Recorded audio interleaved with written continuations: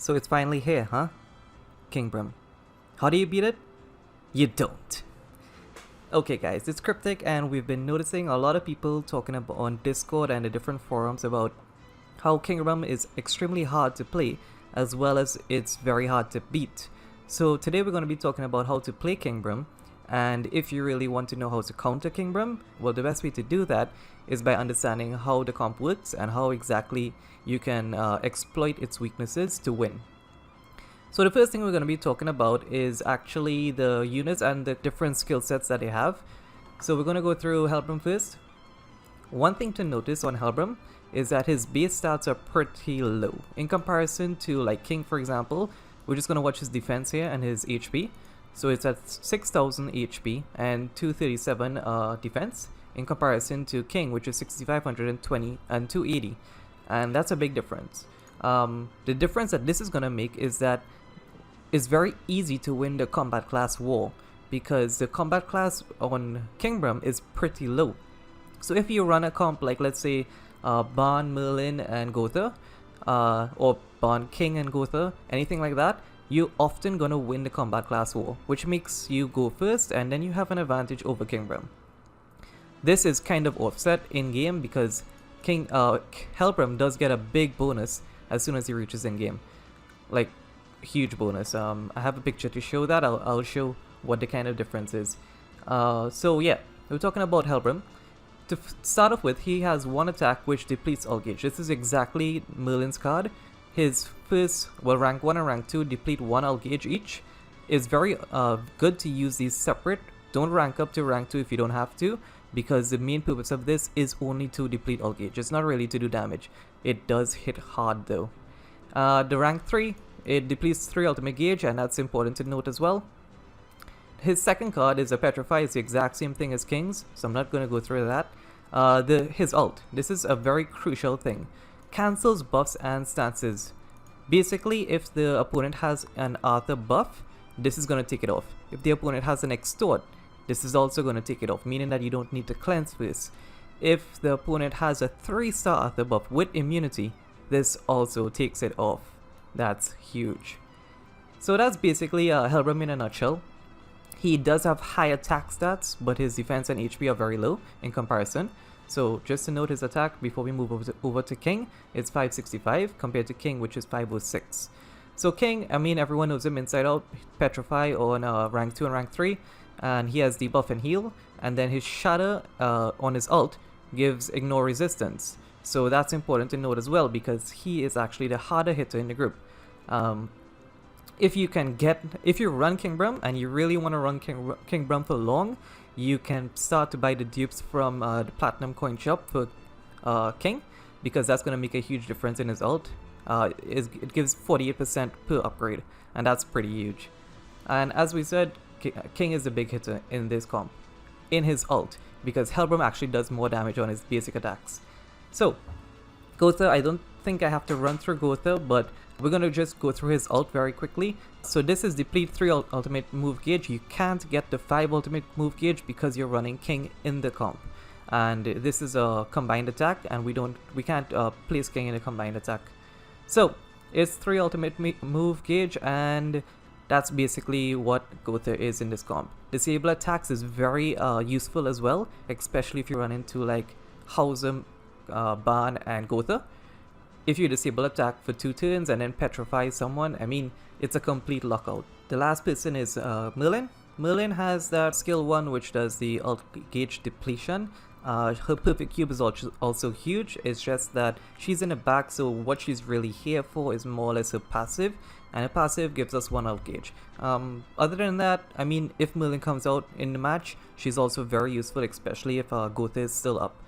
So we're going to move over to the strengths and weaknesses of the comp. I'm going to put up a slide here with all the strengths and weaknesses. So basically the strengths, we're going to have 2 Petrifies. We have the reduced ult gauge off of Helbram. We have the cleanse and the heal from King. We have attack disables from Gotha as well as Merlin in the back. We have rank ups. I'm not going to talk about rank ups too much. Weaknesses, this is the important part for those of you that want to counter Kingbrum. Helbram has low base stats, which means that it's easy to win the CC war, and you can go first. Big shields means that you can't do anything with this comp. If you have big shields, 3-star shields, you can't petrify, you can't deplete alt gauge, you need to break the shields before those things get activated.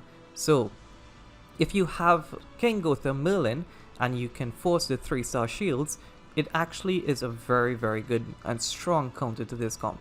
Also, we have the Arthur 3-star buff. Now, the Arthur 3-star buff can be wiped by Helbram ultimate. However, you need to get Helbram's ultimate first. And if you can CC Helbram or even deplete his ult gauge while you have Arthur 3-star buff, you're usually going to win the game by doing that. So that's a good thing to note as well. Also, you can control King. If you control King, remember that King is a support character in the group. He has that heal, he has that cleanse. So if it is that you're using attack disables, for example, you can basically lock out Helbram from doing too much, because all he will be able to do is petrify. And if you CC King during that time, then they can't really do anything, because Gotha can't attack unless he has a rank 2. Helbram can't attack unless he has a rank 2 petrify.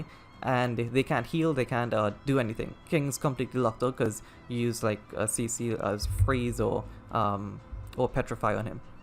So if you control the King, King is really the weakest point in the comp. Yes, Helbram has low base stats, but when he gets into game, he gets so much additional stats that he's actually much tankier, stronger than King. So King is extremely strong in his ult, but Helbram has better base stats in-game. Alright guys, we're going to be talking about the mindset and the adjustments that we have to make during the game in order to counter exactly what our opponent is doing. So I'm going to put this video to play, but we're going to be talking about it as we go. One of the main things that you have to understand in Kingbram is mainly you need to understand how much damage you can absorb without dying, as well as trying not to panic and overplay your hand. So in this turn, we're going to see he has turn 1 and he has 160 something k. I think it was 162, 163k, while I'm running at like 144k right now. Actually, I think I was 142k. So his bond brings me down to half HP in the first turn, and his Hauser didn't do that much damage, right? So this turn, a lot of players might just rank up King and rank up King again and go for a big heal, right, to try to reset the game. However, that doesn't put me in the best position. What I do here is I'm going to petrify the bond to remove the extort, meaning that I gain defense back, as well as I think that I can absorb damage from Hauser. So what he's going to be most likely forced to do next turn is cleanse, and he's going to most likely use bond again. So by doing that, what I'm doing is I'm forcing his hand, and if I can always put him in a position where he has to do something that he didn't intend to do, mainly being cleansed at this point, that's always great, right? So you want to do that as Kingbram. You want to make the player do things that they don't really want to do by using your crowd control, by using your utility to do that. So here he attacks Helbram, that didn't do much, and I can absorb the damage from Hauser, so no problem. Here we're going to go through another tactic, which is always the 3-star or any disable attack, right? So if you have a team like this and you disable attack versus them, you lock out King with petrify, then basically you bring this team down to being able to do nothing. If you look at his hand now, in the top left corner, basically the only attack that he can use here is extort, by doing exactly what I did, right? And really and truly, that's what Kingbram is about. It's about controlling the pace of the game. You'll notice that up to now I still didn't heal, right? My HP is still very low, but I know that I'm controlling the pace of the game. Now I have my Gotha ult, which means that I can wipe all their ult gauge, and again just keep the pace of the game very controlled. So now I just deal a little bit of damage, and as well as I heal back up a bit, because I know that I can't do any attack sealing, but I think he's attack seal from last turn right now, so it shouldn't be too much of an issue. Yeah, he's attack seal, but he can use the cure to get out of that. Helbram also has a attribute advantage over Bond, which means that he deals a lot of damage. Great, so he just brought an Arthur on the field. Now one of the things we want to note about Arthur, his 2-star buff or any buff actually can be cleansed by Kingbram's ult, meaning his 3-star buff with immunity still can be cleansed. So I'm going to try to hold on to that buff, but I mean he doesn't run Gotha in this comp, so it's not that important right now. Yep, so I'm holding on to that ult just because he has a possibility to use that buff. And really and truly that buff can be detrimental to me. Now, I don't want to underestimate this guy because he is running like 160 plus K CC right now.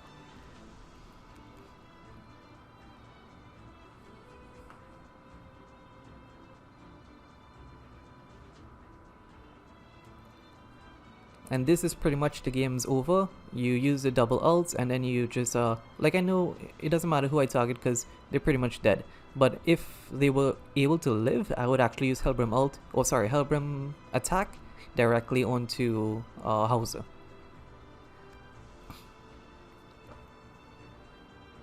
King also has attribute advantage here, so yeah, they're dead.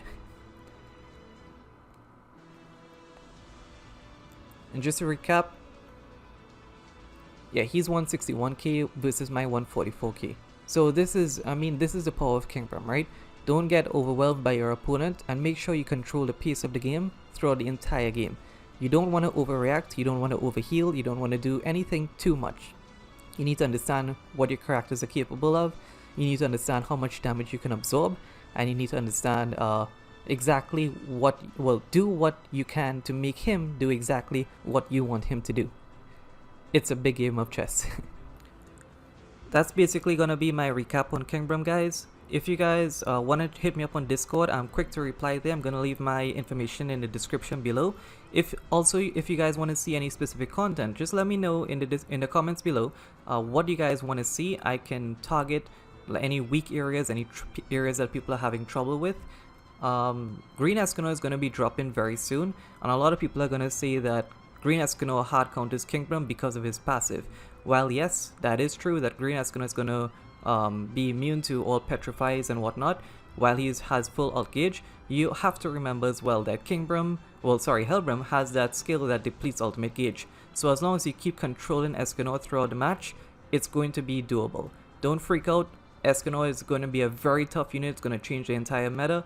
However, you can deal with it. So just take your time, keep control of the pace of the game, and you should be fine.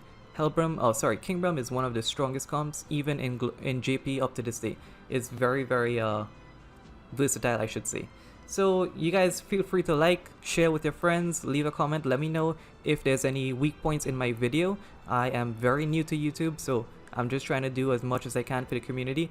So let me know if there's anything that I can improve on. Let me know any feedback. I highly appreciate it. So good luck to everyone out there, and I'll see you guys at least next week.